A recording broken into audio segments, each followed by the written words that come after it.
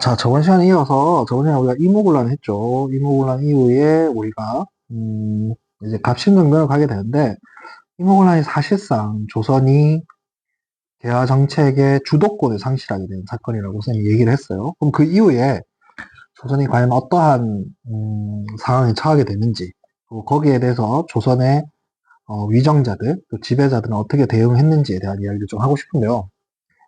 기본적으로 그런 거죠. 이제 청의 간섭으로 들어가다 보니, 이 청의 간섭하에서 친청, 그러니까 청과 친한 상태에서 그래도 천천히라도 개화 정책을 해야 되나 온건 개화파가 나오게 되는 거고요.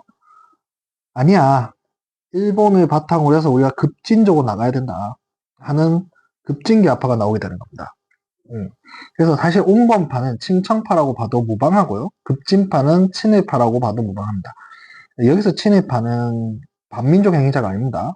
어떤 일본의 도움을 받고자 하는 그런 게 있는 거죠. 아니, 필요하면 일본 도움을 받을 수 있죠. 자, 온건개합파는 김홍지, 김윤식, 민영인 같은 사람들인데 청의 양로운동을 모범을 하자. 당연히 친청파이기 때문이에요. 그래서 동도 서기론을 냈습니다. 동양의 유교적 질서는 유지하면서 서양의 과학기술과 과학과 기술만 받는. 그러니까 여기서 말하는 이렇게 얘기하는 이유는 천천히 하자는 거예요. 그러니까 청도 조선이 빠르게 개화되어서 빠르게 만국공법체제로 들어가는 게 싫겠죠.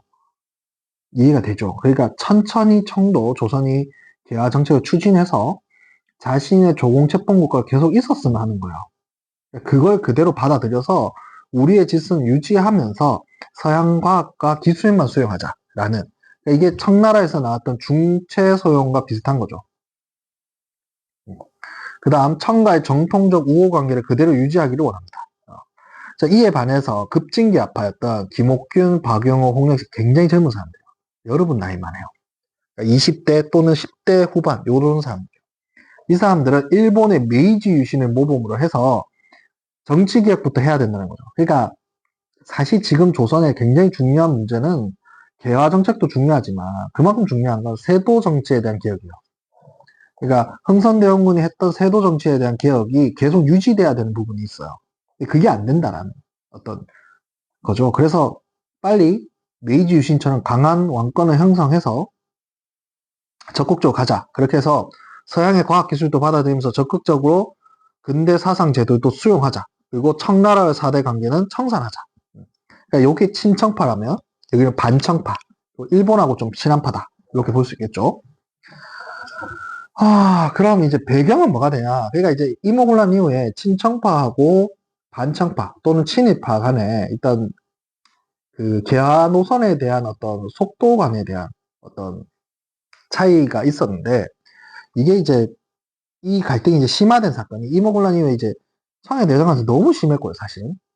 그리고 재정이 부족하죠. 그러니까 생각을 해보면 세도 정치 하에서의 부정부패가 그대로 유지가 돼요. 그럼 세금이 제대로 들어오겠어요? 안 들어오죠. 근데 개화 정책은 계속 해야 된다고요. 그러니까 개화 정책이 진행이 안 되죠. 그러니까 급진개화파 입장에서는 굉장히 불만이 생기는 거죠. 그러니까 여기서 말하는 개화 정책이 지연되는 그 속도감이 어떤 거냐면 이모군란 이전의 속도보다 느리다는 얘기예요. 이모군란 이전에 우리가 개화 정책을 추진했던 속도보다 지금 느리다는 거예요. 여기에 대해서 급진개화파들이 불만을 가지기 시작하는 거예요.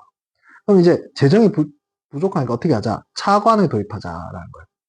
그래서 당연히 온건파는 청에서부터 차관 도입하자 했어요. 근데 급진개화파가 아니다. 요번에는 일본으로부터 받아들여보자.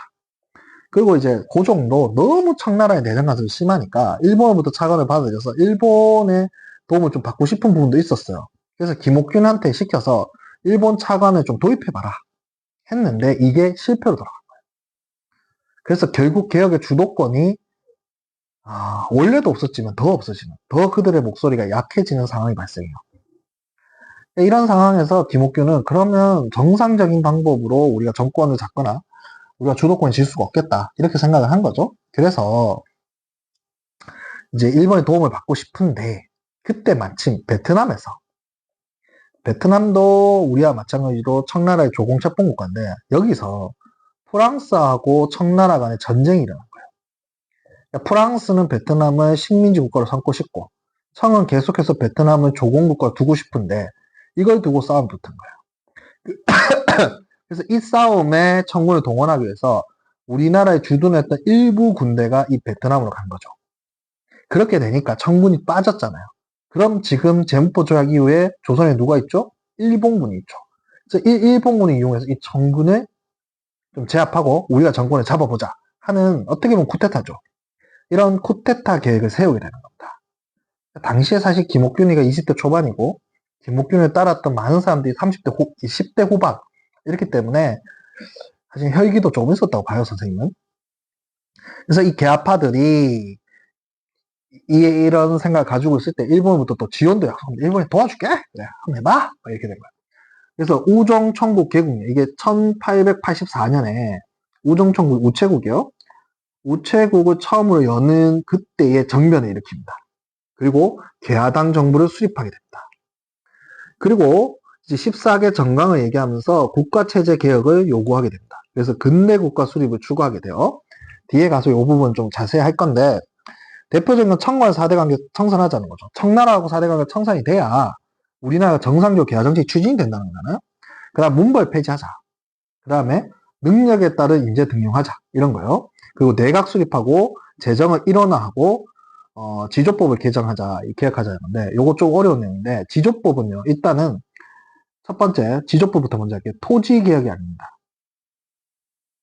그러니까 현재 토지가 너무 한 사람한테 편중되었으니 이것을 개혁해서 농민들한테 똑같이 균등하게 나누자 이 개혁이 아니라고요. 토지 소유는 그대로 두고 지금 현재 토지를 가지고 있는 건 그대로 두고 세금만 개혁하자는 거예요. 이해되죠? 왜냐하면 이들이 토지를 가지고 있는 지배층이어서 그래요. 그러니까 농민들은 이 당시에 토지를 똑같이 나누었으면 하는 거예요. 동양은 이게 공산주의 사상이 아니고 동양 기본적으로 옛날부터 토지를 좀 똑같이 나누어야 된다는 생각이 있어요. 근데 그 개혁이 아니라 세금만 개혁하자는 거죠. 그러니까 우리가 여기서 알 수 있는 건 갓진 장면을 일으킨 사람들은 대부분 지배층이었다. 그러니까 엘리트 계층이 일으킨 위로부터의 개혁이었다는 걸 알 수 있어요. 그럼 재정 일원화를 이제 좀 설명할 건데 재정 일원화라는 건 뭐냐면 국가의 돈은 크게 국가 재정이 있고요. 왕의 돈이 있어요.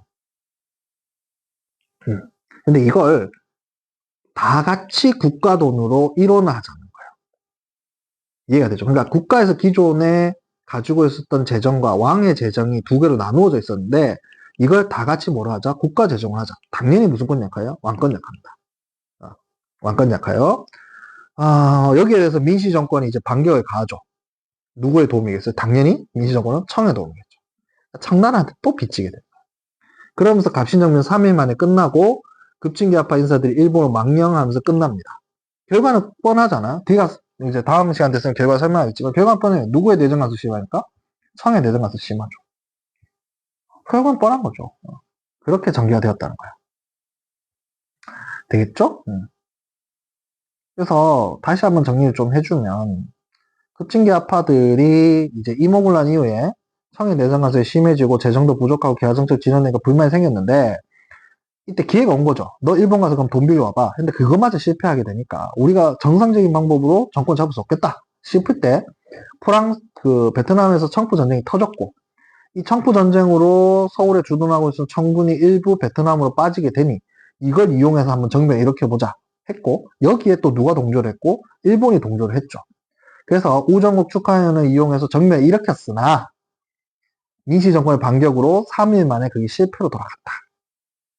그리고 급진계합파 인사들은 일본 망명해서 끝났다. 이때 이제 박용호도 나가게 되는 거죠. 되겠죠? 여기서 조금 정리해야 될 거는 이제 있고 갑신정민 14개 정강인데 한번 볼게요. 여기서 요거부터 좀 정리합시다. 재정 일원화. 재정 일원화는 원래 재정 국가와 왕의 돈으로 나누어져 있었는데 이걸 어떻게 했다? 국가 돈으로 일원화한 것이다. 왕권 뭐다? 약화다. 이렇게 정리를 하면 되고요. 갑신정변 개혁정강 14개조를 조금 구체적으로 하나하나 보면 첫 번째, 대원군을 가까운 시일 안에 돌아오게 하고 청의 조공관계 허례를 폐지한다. 자, 봐요. 대원군은 민시 세력과 대척점에 서 있죠. 그러니까 적의 적은 뭡니까? 동지잖아. 그러니까 오게 하는 거예요. 그래서 돌아오게 하고 조선이 자주국임을 선포하는 거죠.